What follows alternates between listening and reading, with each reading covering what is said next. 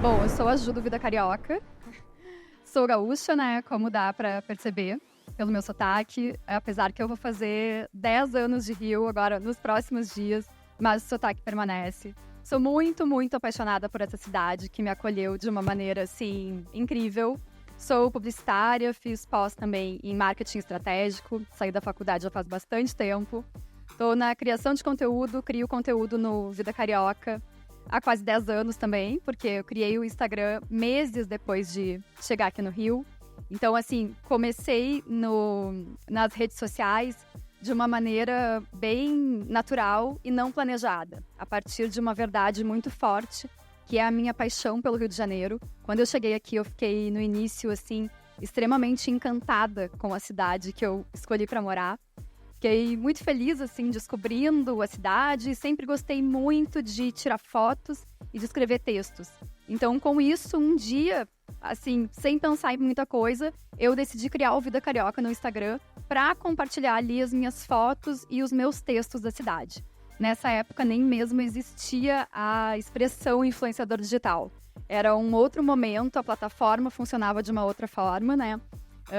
Era uma rede para postar fotos de coisas e vídeos. Só tinha foto quadrada, né? Não tinha carrossel, não tinha stories. Enfim, era outra realidade. E eu já vinha de um histórico de muito tempo trabalhando com carteira assinada em agências de publicidade. Tive uma experiência também de 4 anos na área comercial da TV Globo. E quando eu estava ali naquele momento no Instagram, teve uma hora que eu me dei conta que eu estava me sentindo mais feliz com aquele trabalho do que eu jamais tinha me sentido em outro emprego. Então, eu comecei a ver o Instagram como um trabalho realmente e me vi uma possibilidade de unir as minhas experiências profissionais prévias. Porque eu comecei a enxergar o Vida Carioca como um pequeno veículo nichado e também uma pequena agência de publicidade, já que eu sou a responsável por criar todas as coisas que aparecem ali. E eu considero um grande privilégio poder viver todas essas mudanças da comunicação. Eu acho muito legal que, bem na minha vez de estar no mercado de trabalho, eu consiga ver coisas tão, assim, diferentes acontecendo. Eu saí da faculdade lá em 2005, comecei a trabalhar em agência um pouco antes disso. E nessa época era inimaginável viver tudo que a gente está vivendo hoje em dia, né? Em relação a redes sociais, internet. Então eu gosto muito de viver tudo isso, amo comunicação e adoro acompanhar essas mudanças. Bem, então cheguei no Instagram num momento que não era preciso aparecer ali. Eu não imaginava aparecer, eu não era a pessoa que queria colocar minha cara e muito menos fazer vídeo, muito menos falar. As coisas foram mudando e chegou um momento que era necessário aparecer. E aí eu pensei assim, poxa, mas como que eu vou aparecer?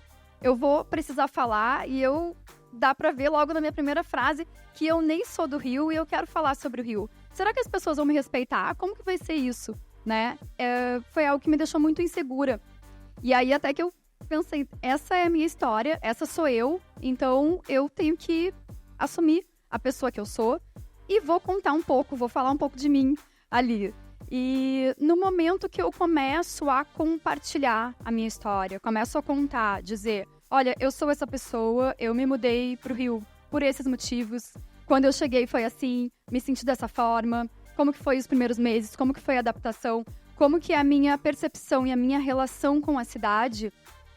Aí é que eu começo a, de fato, me conectar com pessoas. Porque as pessoas que estão me acompanhando, né? Qualquer pessoa, acho que hoje em dia isso é muito falado. As pessoas querem acompanhar outras pessoas. Elas não querem estar ali no Instagram para ver foto de coisas ou marcas. Elas querem ver outras pessoas e elas querem conhecer histórias. Então, no momento que eu conto a minha história, é que, de fato, eu começo a ter uma comunidade. E, assim, eu acho muito interessante pensar que justamente a minha maior insegurança se tornou minha maior força.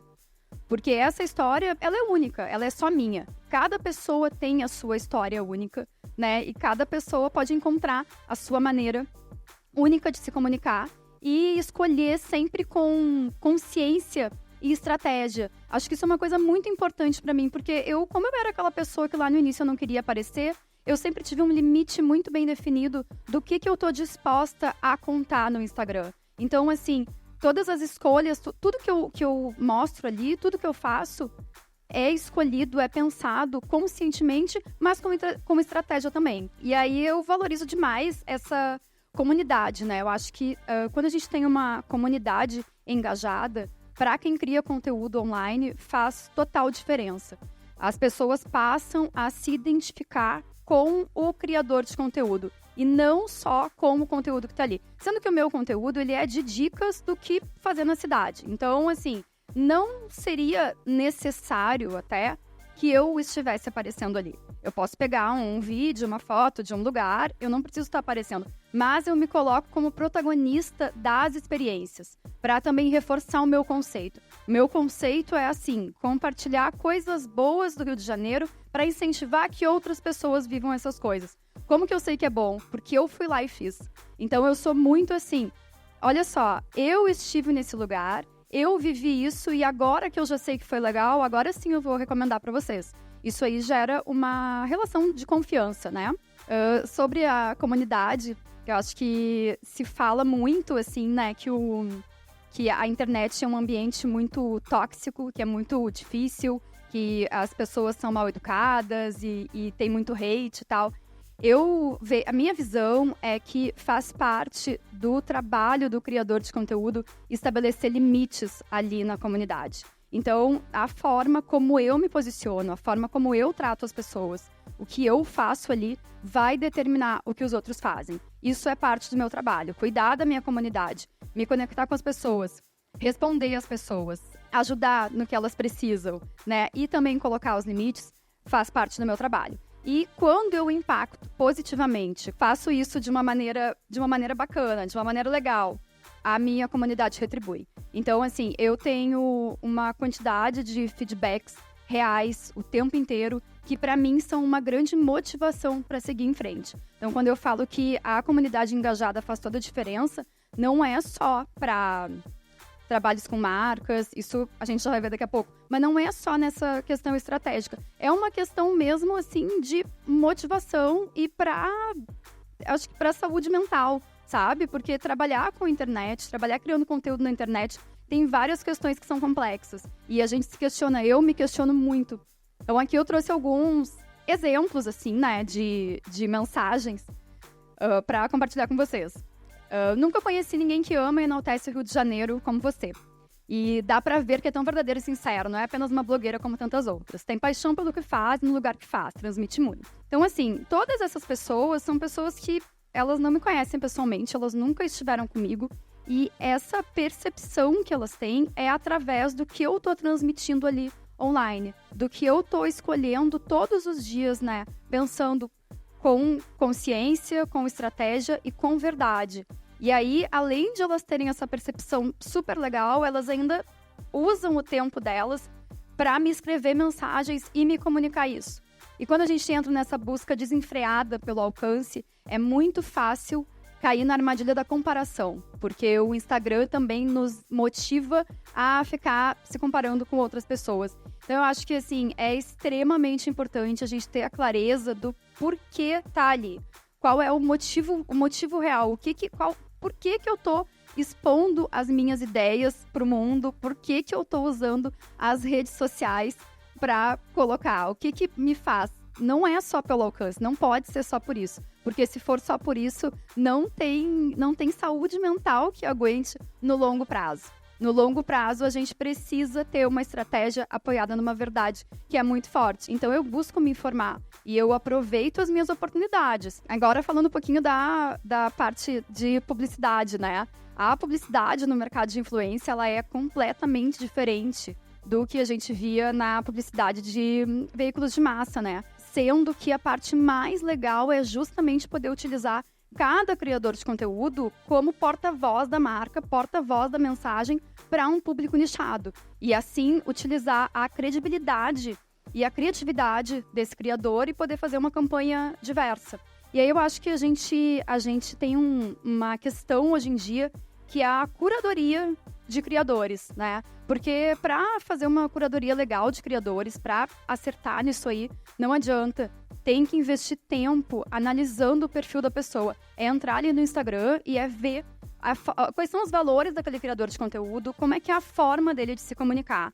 E eu acho, assim, analisar outros conteúdos publicitários. Porque tem muita gente que manda super bem no orgânico, mas quando chega uma marca, a pessoa não consegue pegar a mensagem dessa marca, pegar o objetivo dessa marca e inserir no seu conceito e fazer uma publicidade que englobe tudo isso e fique natural e fique legal. E eu acho que ver o comentário ali é a maneira mais efetiva de entender qual é a real relação que o criador tem com o seu público.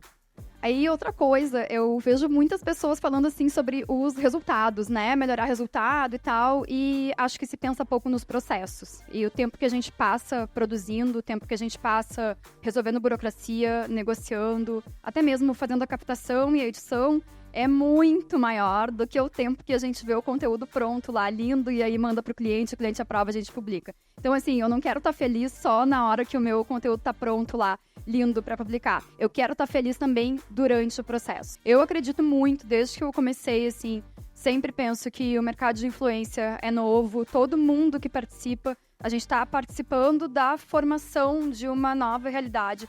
Todas as pessoas são responsáveis por fazer a sua pequena partezinha para tornar isso melhor e mais organizado.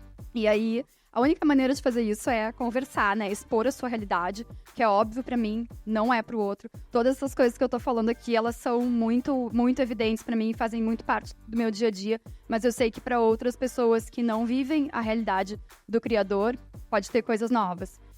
Depois de escolher os profissionais, depois de fazer a curadoria dos profissionais, confia neles. A pior coisa é a marca, o cliente que contrata e quer mudar a maneira de se comunicar do criador de conteúdo. Confiança. Um briefing assertivo que tenha objetivos bem definidos e com combinações prévias do qual é o objetivo com aquilo ali, qual é o tom do conteúdo, como que vai ser. E liberdade para criação. A pessoa é criador de conteúdo, ela quer criar. Aí acho que resolver imprevistos e levar soluções para o cliente faz parte do trabalho do criador. Então, assim, a pessoa que também está se propondo a trabalhar com isso, ela que tem que trazer. Eu sei como eu crio conteúdo, eu sei o que o meu público gosta, eu sei qual é a forma que eu escolhi para me comunicar, né? O que tem adequação comigo, sou eu que tenho que dizer pro cliente, olha só, vai ficar legal se a gente fizer dessa forma. Sou eu que tenho que propor a solução. Na minha opinião, né, no meu ponto de vista, o cenário, assim, ideal, o público ideal, ele tem que impactar, ele tem que emocionar, ele tem que ter utilidade e ele tem que estar contextualizado. Tem que ser uma coisa que eu tenha orgulho de fazer. Eu vou colocar aqui 2 exemplos também. Agora eu não sei como que eu vou fazer para clicar. Começando pela Casa Porto, que fica num charmoso sobrado com mesinhas na varanda. A pedida é moela milanesa, petisco original da casa. O 2 de fevereiro é o espaço baiano na prainha, com comida que lembra Salvador. Fui de manjubi empanada na farinha de fubá com pirão de peixe. Passei no Angu do Gomes, que existe desde 55, e comi um bolinho de angu recheado com gorgonzola. Para fechar, o Bafo da Prainha, com suas mesas espalhadas pelo largo. Provei o maravilhoso cupim de colher com pão de alho poró. Quem tá comigo nesse rolê gastronômico é a magnésia bisurada, super prática e fácil de consumir. Caso você tenha algum desconforto de estômago, alivia rapidinho. Agora dá um bisu nessa roda de samba. Sempre tem música ao vivo de graça no Largo da Prainha, sabia? Já chama quem vai curtir esse programa com você. Também é a prova mais linda do mundo. Esse é sobre a Maratona do Rio. Quem joga os 42 quilômetros na Mara passa por toda a orla da Zona Sul. Pelas praias do Leblon, Ipanema, Copacabana, Botafogo e Flamengo. Só o Rio de Janeiro oferece uma corrida com um percurso tão bonito. E como o Rio não é só praia, os corredores também vão ver prédios históricos do centro. E a região portuária, que vem sendo revitalizada nos últimos tempos. Senac, correndo no Senac. Completando 21 anos em 2023, a Maratona do Rio é muito mais que uma prova de corrida. É a oportunidade de descobrir a beleza plural dessa cidade única, enquanto pratica seu esporte preferido. Você está preparado para viver essa emoção? Acho que para além do alcance, né, que todo mundo fala muito, a gente já sabe que é importante, mas para além do alcance, o verdadeiro sucesso no marketing de influência tem que deixar as 3 partes satisfeitas. Quem são essas 3 partes? O contratante, né, ou seja, cliente, agência, ele precisa ficar feliz. O criador de conteúdo que quer tá feliz com aquilo, quer estar bem, quer ter naquele conteúdo a sua maneira de se comunicar, a sua essência, seu conceito, quer ter orgulho do trabalho que faz. E, obviamente, a nossa tão falada e tão amada comunidade, né? O conteúdo precisa ser interessante para as pessoas que estão ali nos acompanhando. Uma salva de palmas!